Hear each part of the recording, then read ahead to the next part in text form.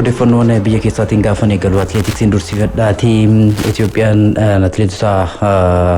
dorgommii daandiirraa kan kiiloomeetira 10 hanga maaraatoonitti fiiganiin hedduun atileetonni Itoophiyaa kanatti milkaa'an ta'eeti jira xumura torbee kanaati maaraatoonii Mumbai Indiyaatti dorgommiirraa gaafan eegalu atileetonni Itoophiyaa gama dubartaatiin sadarkaa tokkoffaa hanga 8ffaa qabachuudhaan xumuranitti jiru Anchi Alam Haymaanoot sadarkaa tokkoffaatiin xumurtee Rahimaatuusaa sadarkaa lamaffaa Latabraan Hailai Itoophiyaa irraa sadarkaa sadaffaatti xumurtu Kaasuu Biizeet sadarkaa afuraffaatiin xumurtee jirti Siifan Malaakuu akkasumallee Warqinash Alamuu Sijaalaa Kumashee Ayyaantuu Kumalaa jechuudhaan hanga sadarkaa 8ffaatti atileetonni Itoophiyaa kan xumuradha sadarkaa 10ffaatti immoo Adaaneech Ambassaa Itoophiyaa irraa sadarkaa 10ffaan xumurtee jirti kan 10 xumuraaf sadarkaa 9ffaa qofaadha atileetonni Itoophiyaa kan hin qabanne malee sadarkaa 10 xumuruudhaaf Jarraa qabu turan dumaa fuyyootii kaleessa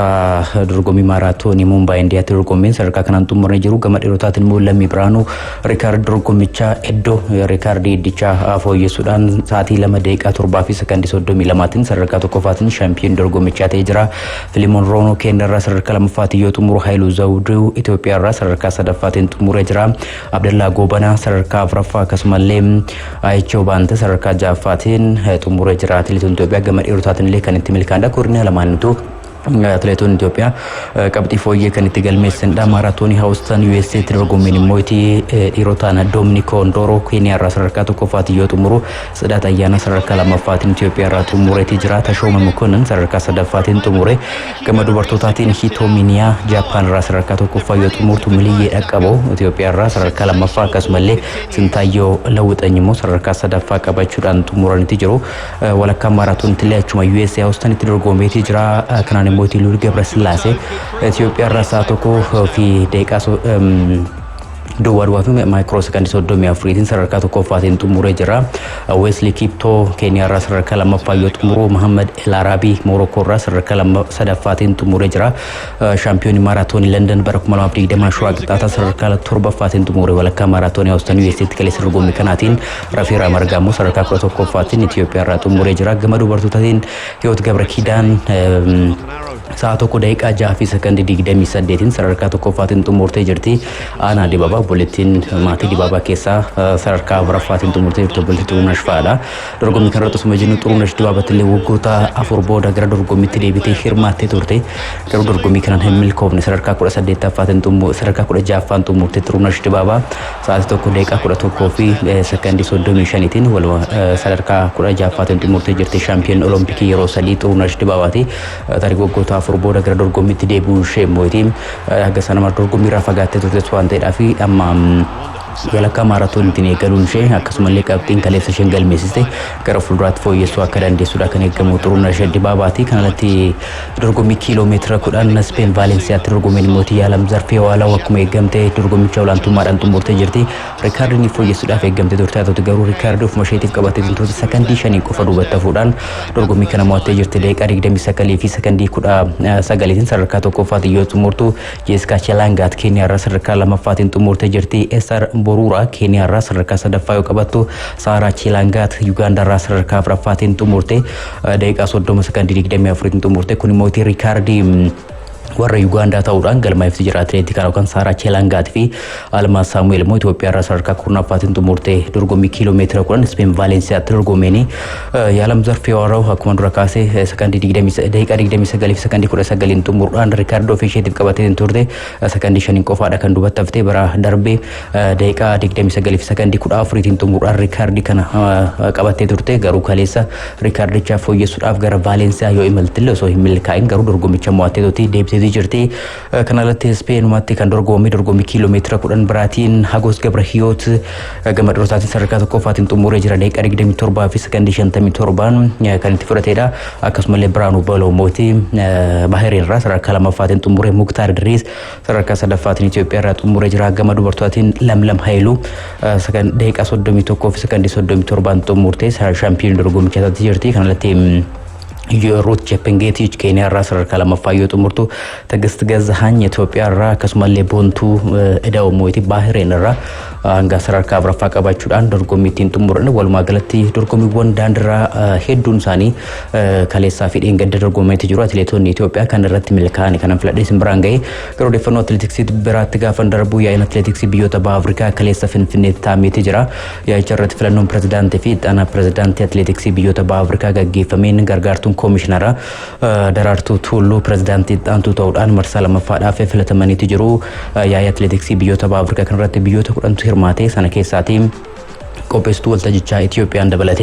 ወልዳልን አትሌቲክስ ዩጋንዳ ሱዳን ክባ ሩዋንዳ ኬንያ ሶማሊያ ጅቡቲ ኤርትሪያ ታንዛኒያ ፊ ሱዳን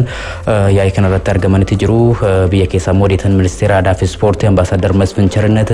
ፕሬዝዳንት አትሌቲክስ ቢዮታ በአፍሪካ ጀነራል ጃክሰን ቱቲ ያከስመለ ፕሬዝዳንት ኮንፌዴሬሽን አትሌቲክስ አፍሪካ ሐመድ ካልካባ ማልቡሚ ፊ ፕሬዝዳንት ፌዴሬሽን አትሌቲክስ ኢትዮጵያ ገርጋርቱ ኮሚሽነራ ደራርቱ ቱሉ ያቸረጥ አርገመን ትጅሩ ያቸረቱ ጎተና ፍረንደርባን ሆጂዋን ሆጂተሙዳፍ መለን ገሩ ሰው ወረረ ኮቪድ ኩለ ሰገሉካን ቫይረስ ኮሮናቲን አንገበር ባደመ አከሂን ሆጂተምኒ ከኤቲጅራ ከስመለም ቢዮን በአፍሪካ ዱርጉም ወንድ ለዱኛ ረቲ ቧ ቀቤስታኒስ በከቡ ማንሳን ሰረርካ ወልዳ አትሌቲክስ ያዱኛ ተቀባን ከንሳን መዳለ ዋንተ ዳፊ ገርፉል ድራት ረቶ ጀተሙ አከቀቡ ያይከን ረት ከየተጅራ ያይቺ ወጎተነ ፍረንጠና ነፊስ አትሌቲክስ ቢዮታ በአፍሪካ ከነ ሆገንቱ ዱርስተንስ ፍለቴ ተጅራ ፍለንቺሴ ፕሬዝዳንቲን አትሌቲክስ ኬንያ ፊ አከስመለ ወጎተነ ፍረን ደርበን አትሌቲክስ ቢዮታ በአፍሪካ ካንዱርሰን ጀነራል ጃክ ቱቲን እት እርዴብዳን ፍለተመን ተጅሩ አከስመለ ገርጋርቱን ኮሚሽነራ ደራርቱ ቱሉሞ እጣንቱ ፕሬዝዳንት ተውዳን መርሳለ መፋዳ ፍለተማኒ ትጅሩ ኦገንቶን ሀራን ፍለተማን ኩን ሜዳል ዳፌ ኤፕሳ ከነቲ ጁር ኤርጋ ፍለተማኒ ቦዳ በርሆጂ ሳኒ ጣናው ከሰተ ሀሪሮ አትሌቲክስ ቢዮታ በአፍሪካ ፎየሱ አከስመለ ቶኖ ቆሪቾም ደበለታ ነማከኑ ጭም ሱዳን አትሌቲክስ ቆሪቾም ደበለታ ተራ ወከን አትሌቱ ቆሪቾም ደበለታ ሂንፈ ያደምነን ሞርካቹ አከስመለ ሚሶም ቡራሌ ስፖርት ረቲ ወልቱም ሶፊ ድርጉም ወን ሞርኪ ቢዮታ ምሴንሱ ተናንቻታን ጭም ሱረታ ከወጀታን ወከን ከሮሳኒ ጋር ፉልድራ ከተ ኢፕሳኒ ተጅሩ ያይ ኮንፌዴሬሽን ወጎታ ቢዮታ አፍሪካ ከን አትሌቲክስ የቹራ ብለድፉ ዛምቢያ ተገገፈማ አቸረት ሞይቲ ቢዮና ንቻ ፕሬዝዳንት ያማ ሆገና ጅራን ሐመድ ካልካባ ማልቡ ሙፍቲ ሰጋሌ ከነው ዳፊ ወለገለኒ ትጅሩ ያይ ከሌሳ ከረቲ ያይ ከና ቦዳስ ማሽን ቁልቁልና ቀሌንሳ ተዋቱ አካዳሚ ደርገው ኢትዮጵያ ከሰት ዲገርሰን ኢንስቲትዩት ናኖ ስቶክሆልም አከስመለ ሰገንተና ነው ሞታ ገምቶ መኒፊ አትሌቲክስ ኬንያ ፌዴሬሽን አትሌቲክስ ኢትዮጵያ ወጅን ተውዳን ዳበን ኤብፈሜ ከሌሰ ተጃጅለ ከኑ ኤገሉሳ ሚልቱ ከኝ ሀብታሙ ታምሮቱ ገባሴ ወልማ ገለቶ ደፈኖ ወና አትሌቲክስ ወልቀበተን ከንማንጋ ፈንጡምሩ ገሮ ደፈኖ ዋንጫቻን ተንደርባ ሰንበተ ኢትዮጵያን ሞዛምቢክ ወጅን ተባቹዳን ጎሊ መሊክታን ጡምሩ ሸኔ ረተማ ከሌሰ ሲ ተምቶ ከተበተመ ትጅራ ረመዲ ጫራ መደጋስካር ጎል ለማፍቶ ኮን ጋና ሞት ትጅርቲ መደጋስካር ይሩ ደልቀባት ድርጎ ሚከንረት ከድርማቴ ከሌሳ ገሩ ሻምፒዮኒን ወጎተን ለማንደር በኒ ኩማ ለማፍ ቆረሳ ዴት ኩማ ለማፍ ዲግደማ ሞሮኮን ገረ አልጀርሲ ወንተ ሂኒ ማለፍ ተምኒሽን ሱዳ ወጅን ተበቹ ዳፌ ከሮድ ፈሜ ኦሶ ሂን ተበተሚን ሀፌ ትጅራ አረሞይቲ ማሊን አንጎላ ወጅን ተበቲ ረመዲ ኤራሞ ካሜሩን ኮንጎ ወጅን ተበቲ ተቦታ ዋንጫ ቻናር ተበተመን ኬሳቲ ወደፈኖ ቢየ ኬሳ አፍሪካ ከን ማንጡ ሙሮን ገሮ ደፈኖ መደን አውሮፓ ጥቅን ደፈድ ትጋፈን ደርቡ ፕሪሚየር ሊግ እንግላንድ ቶርቤ ዲግደማ ፋርቀ ቀበጅራ ቶርቤ ከነ ሞታ ወጀጀቦ ኬሱ ሜሴጅ ደርቢ ካባ ለንደንን አርሰናል ደርቢ ማንቹሪያንን ማንቸስተር ዩናይትድ ሞታኒ ትጅሩ ተበካሊስ ተበተሚኖ ካን ደርቢ ካባ ለንደንን ጋፋን ይገሉ አርሰናል ድረፊትና ትገራት ድሬቶትና መልአን ጎል ለማፊ ዝራ ሟቴ ዴቢ ሁጎ ሎሬስ ደቂቃ ኩዳ ብረፋረት ኩባ ገሪ ፍረት ገልችን አርሰናል ዱርሳ ይገለ ኩባ ቡካዮ ሳካን ቀርቅራ ምርጋትራ ሂሮሳት ሚጄሱ አፍትራያቶ ተገሩ ሁጎ ሎሬስ ኮሚቴን ሰት ቦቶቲ ገረ ጎሊ ቶትና ሚቲ ገልቴ ሰነለትሞ ማርቲኖ ዴጋ ተበታና የሰራራ ግዱ አርሰናል ፊዱሳን ተበቶ ተክለብቻ በረከና ሚልካይነ ክለብቻ ተፍኬውላና ባቻ ትንጅሩ ደቂቃ ሶዶ ሚጃፋረቲ ኩባ ቡካዮ ሳካ ሚጄስ ከኔ ሰራ ፔናልቲ አላ ሚለሳ bitati rokote kubaba yahawatu tay galche jira buka martino de garde tabatan kun Golintun jalqabarra Hugo Lloris goolii eegan Tottenham Hotspur fageenya no kan ofirraa rukutee dooti gara sarara Arsenalitti qajeelchee sanatti kubbittiin rukutee mootii William Saliba bira qubatte bata sarara ittisa Arsenal bira qubatte sana booda William Salibaan Thomas Partey dhaaf mijeesse kennee Thomas Partey mootii dheerinaan lafa qabsiise Bukayo Sakaatiif kennee Bukayo Saka mootii Martin Odegaardiif kennuudhaan Odegaard kubbaatan gara goolchi jire kana jechuun Hugo Lloris William Saliba Thomas Partey Bukayo Saka Martin Odegaard taphattoota shanitti kana keessatti hirmaate kan Arsenal immoo taphattoota afur qofatu kana keessatti hirmaate gooliin tun galuudhaaf hundumaaf miti Martin Odegaard bara kana Premier League Englandiin goolii 8ffaasaa galchuudhaan dursaa taphattoota Arsenal maaliif akka ta'e ga'umsatti agarsiisaa jiru jechuun danda'ama bara dorgommii kana walumaa galatti immoo Tottenham Hotspur tapha kanaatiin caalmaa tapha harka dhibba keessaa harka 51 qabachuudhaan taphachaatiin ture akkasumallee Arsenal mootii harka dhibba keessaa 49 qabachuudhaan taphachaatiin ture Tottenham kubbaawwan 17 gara gooltii rukutuu sana keessaa 7 kallattii isaanii eeggatanii turanii Arsenal mootii kubbaawwan 14 gara gooltii rukute keessaati 5 kallattii isaanii eeggatanii jiru keessumaatti gama Arsenaliin kubbaa goolii osoo ta'e baay'ee hawwatuu danda'u keessaa kubbaan Thomas Partey irraa gidduutirraa fageenyarraa rukute sibiilli goolii jalaa deebise kubbaa goolii caalaa bareedu jechuun danda'ama tapha jalqabaatiin illee Tottenham irratti sarara penaltii alaati lammiin Gaanaa Thomas Partey kubbaa inni galchee kubbaa baay'ee hawwatu akka ta'e kan yaadatamudha taphataan kun tarii Amma milkaa'ina Arsenal bara kana keessa taphattoota gahee olaanaa baachaa jiran keessa sarara gidduurratti qindoominni isaan Martin Odegaard akkasumallee Granit Xhaka wajjin walitti qindaa'anii tooti garicha akkaataan isaan tumanii tooti deeman tapha kaleessaatiin illee kubbaawwan hedduun isaanii gara fuulduraatti gaafa deemaa turan miila Thomas Partey keessatti baatiin kan isaan turanii sarara gidduurratti qindoominni taphattoota kanneen sadaanii olaantummaa Arsenal hangoonaan Premier League Englandiin qabatetti deemaa jiruudhaaf gaheen isaanii olaanaa jechuun danda'ama walumaa galatti garuu taphni kun bifa lama qaba jechuun danda'ama Arsenal boqonnaa dura guutumatti caalmaa taphaa fudhatee to'atee taphicha taphachaatiin kan ture boqonnaa booda garuu gariin Antonio Conte Tottenham Hotspur itti wal qixxaachuudhaaf kan Arsenal wal qixxaachuudhaaf gara gooltii deemanii carraawwan goolii hedduu umuudhaan Tottenham fooyyee ture kanaanis fakkeenyaaf kubbaawwan Son Heung-min akkasumallee Harry Kane Ryan Sessegnon gara gooltii rukutanii goolii eegan Arsenal Aaron Ramsdale jalaa qolee yookaan jalaa deebise kubbaawwan baay'ee gara goolii ta'uudhaaf dhiyaatanii turanidha garuu ga'umsa Aaron Ramsdaleis kaleessa ganjajamuudha jechuun ni danda'ama hundumaaf Yuti Aaron Ramsdale tapha kaleessaatiin ga'umsa agarsiisenis taphataa cimaa taphachaa jedhamuudhaan filatamee jira kun immoo itti hammam kubbaawwan goolii ta'uu danda'an akka deebiseedhaaf ragaa ta'uu kan danda'udha ta'utu garuu xumura taphichaa irratti deeggaraan Tottenham Hotspur tokko erga inni taphni xumurame isa waa darbatee rukuteeti kan inni ture achirraa ol sarara isaa fayyamame darbee tooti gara dirree seentu isa rukutee ture namoonni irraa qaban turanii Martin taphataan kun yookaan Aaron Ramsdale irree isa wajjin wal lolaa ture sana booda Richarlisons gidduu seenee ture sana booda leenjisaan Arsenal Mikel Arteetaan fiiganii deemanii Aaron Ramsdale qabatanii tooti deebi'anii Aaron Ramsdale akkamiin rukutee jechuudhaan mootii Granit Xhaka kan achi deebi'ee isaan loluudhaaf ture kan deeggaraa sana loluudhaaf ture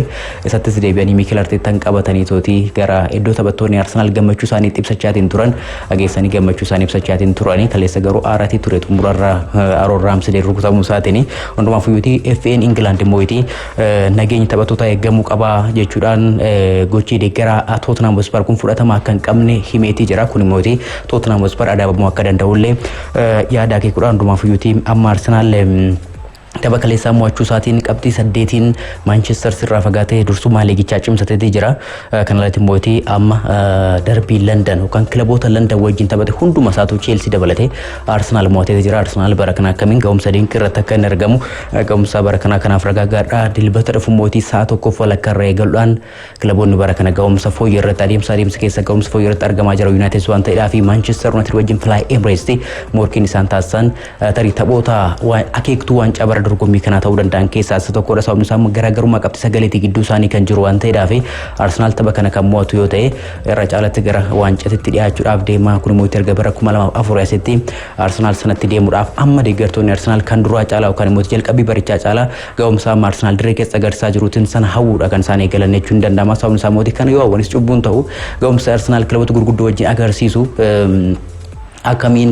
xiinsammuu jabaa qabate gara dirree akka seenu confidence yookaan immoo ofitti amanamummaadhaan taphattoonni kilabichaa dirree guutanii tooti akkaataa isaaniin taphatan sanaa fi deeggartoonni Arsenal sana hawwan amma dhugumatti cubbuu akka hin taane taphni kaleessa darbii kaaba Londoniin deeggartoonni taphattoonni Arsenal agarsiisan illee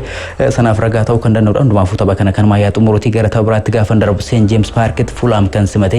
gareen Dehoo Newcastle United illee goolii 1-0 mo'atee jira dhaloonni isaa Eertiraadha kan ta'e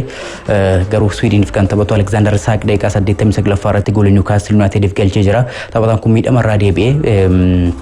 Gideon Moitii kun bu'aa hojii isaatii jechuudhaan Saaqii fi ragaa baanti jiru miidhamarraa deebi'uudhaaf cimeetuutti hojjechaatiin akka ture Eddie Howe leenjisaan Newcastle United himaniitti jiru.